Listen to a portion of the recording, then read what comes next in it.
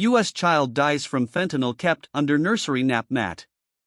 The fentanyl that killed a 1-year-old child at a nursery in New York City was hidden in the nap room under a mat as he slept, police say. Nicholas Dominici, who had been at the nursery for just a week, died of a suspected drug overdose on Friday. 3 other children were admitted to hospital after being exposed to the powerful narcotic at the daycare center in the Bronx.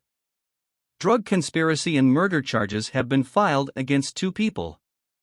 Police believe the children, ranging in age from 8 months to 2 years old, inhaled fentanyl at the nursery. 3 children were given Narcan, an emergency medication used to reverse opioid overdoses. Otoniel Feliz, Dominici's father, was quoted by ABC as saying that he is still processing the death of his young child. "I love him, I miss him, I want him back," Mr. Feliz said. "But there's nothing that will give me back my son." A search of the nursery turned up 1 kilo of fentanyl that was discovered underneath a mat where the children had been sleeping earlier, said NYPD Chief Detective Joseph Kenny on Monday. Investigators also allegedly discovered 3 presses used to package kilos of drugs.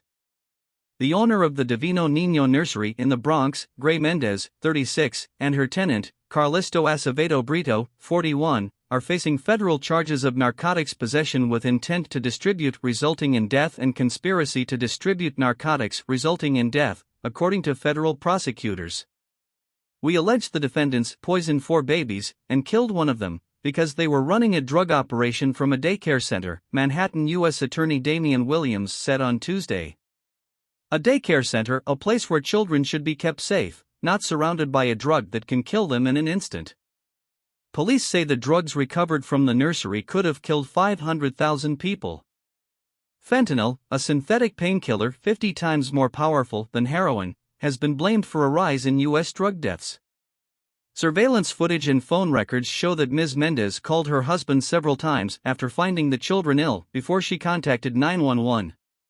Her husband then arrived and removed several full shopping bags from the nursery, officials said. Ms. Mendez also allegedly deleted approximately 20,000 text messages from her phone before her arrest, according to prosecutors.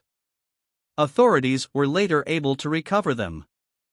4th wave of fentanyl crisis hits every corner of U.S.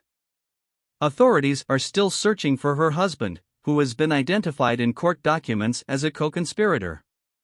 He was caught on camera fleeing the scene after the incident, according to police. A lawyer for Ms. Mendez said his client denies the charges and was unaware that drugs were being kept in the nursery. Her only crime was renting her room to someone who had a kilo, said her attorney, Andre Saranda, according to ABC News. There is no evidence that she did anything but care properly for these